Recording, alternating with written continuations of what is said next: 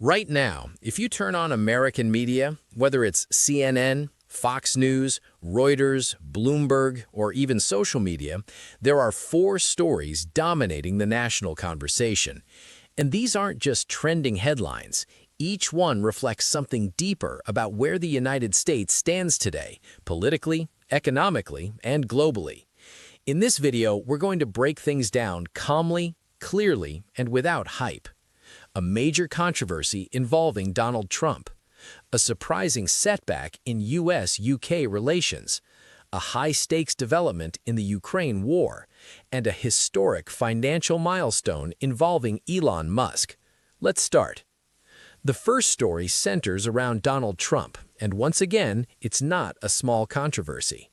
Hollywood filmmaker Rob Reiner, a legendary figure known for classics like Stand By Me and This Is Spinal Tap, was tragically murdered along with his wife in Los Angeles.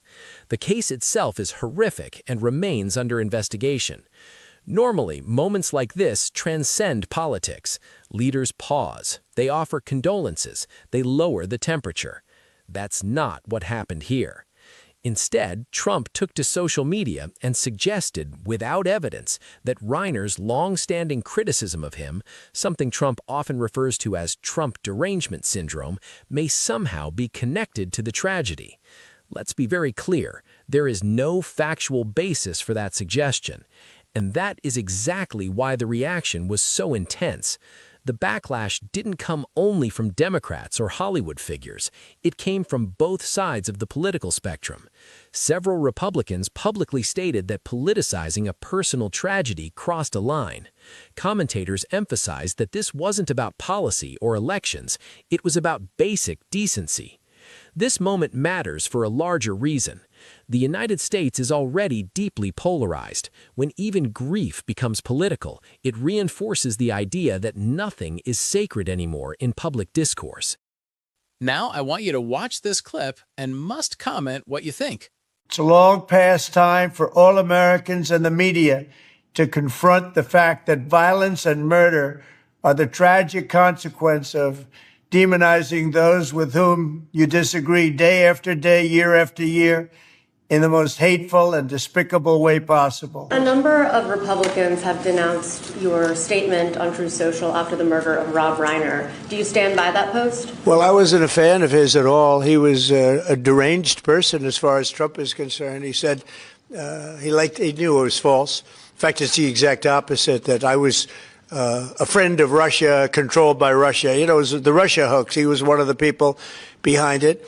I think he hurt himself in career-wise. He became like a deranged person, Trump derangement syndrome. So I was not a fan of Rob Reiner at all, in any way, shape, or form. I thought he was very bad for our country, yeah. So, what do you think? He is heartless or what? Must comment on this particular video. At the same time, Trump remains engaged in multiple legal and media battles, including a high-profile lawsuit against the BBC over how his January 6th speech was portrayed. So the bigger picture is this: Trump continues to dominate the American news cycle, not just because of elections, but because every action shapes national tone and division. Supporters see defiance, critics see erosion of norms. Either way, the impact is real. Now let's move to a quieter story, but one with huge long-term implications. The United States has suspended a major technology cooperation agreement with the United Kingdom. This deal was meant to deepen collaboration in artificial intelligence, quantum computing, civil nuclear technology.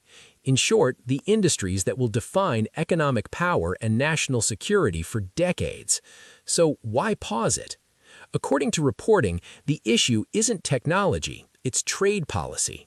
U.S. officials are frustrated with Britain's position on issues like food regulations and digital taxes, which Washington sees as obstacles for American companies. And this reveals a clear shift in how the U.S. now approaches alliances. The message is straightforward. If you want deep strategic technological cooperation with the United States, trade alignment is part of the deal. This isn't just about the UK, it's a broader signal to allies worldwide. The consequences are real.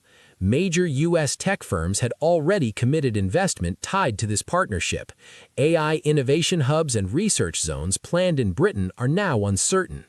Globally, this move comes as China aggressively expands its technological footprint. The U.S. tightens control over critical technologies. So what looks like a bilateral disagreement is actually part of a larger geopolitical strategy. Technology is no longer just business, it's leverage. Now to the most consequential story on the global stage. Nearly 4 years into the Russia-Ukraine war, the United States is pushing a high-stakes diplomatic proposal. Washington has offered Ukraine NATO-style security guarantees as part of ongoing peace discussions. In simple terms, Ukraine could receive firm protection commitments similar to NATO's Article 5 without becoming a formal NATO member. But this proposal comes with serious complications. First, territory.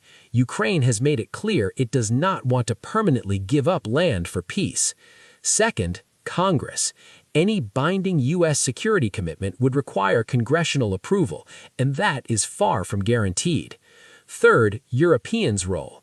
The framework envisions European nations leading a multinational force with U.S. support rather than direct involvement. U.S. officials have also been clear, this offer is not open indefinitely. That's diplomatic pressure. The global implications are enormous. If Ukraine receives NATO-level guarantees without NATO membership, it sets a precedent. Other nations in conflict zones may seek similar arrangements. That could fundamentally change how global security commitments are structured.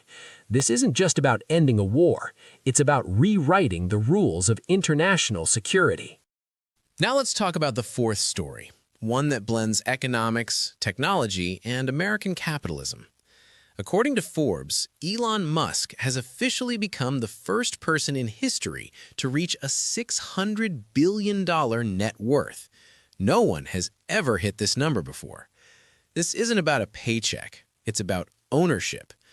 Musk's wealth is largely driven by his stake in SpaceX, whose valuation has surged, his holdings in Tesla, and smaller stakes across AI, satellite, and infrastructure ventures. What's important to understand is this. Musk's wealth is tied directly to future-facing industries, space, AI, energy, automation. This is not old money finance. This is technology-driven valuation at a scale we've never seen. But this milestone also raises serious questions. Supporters argue Musk represents innovation, risk-taking, American entrepreneurial dominance. Critics argue wealth concentration has reached extreme levels. One individual holding this much economic power raises policy concerns. And here's the uncomfortable truth. Both sides are right. Musk's success reflects American innovation, but it also highlights how modern capitalism rewards scale, ownership, and network effects like never before. This story isn't just about Elon Musk. It's about how wealth is created in the modern U.S. economy, how technology reshapes power, and how far the gap between innovation winners and everyone else has grown. Whether you admire Musk or criticize him, this milestone marks a new chapter in economic history. When you step back and look at all four of these stories together, they tell a very clear story about the United States right now. At home, we're struggling with how we talk to each other, where even tragedy can turn into political conflict. With our closest allies, we're redefining relationships to be more transactional and interest-driven. On the global stage, we're experimenting with new security models that could reshape how wars are prevented or prolonged. And economically, we're watching unprecedented wealth and power concentrate around technology and ownership. This isn't chaos, it's transition. America is recalibrating politically, strategically, and economically in real time. If you found this report useful, follow us and leave a comment. We'll stay on top of these developments. Thanks for watching, and we'll see you in the next update.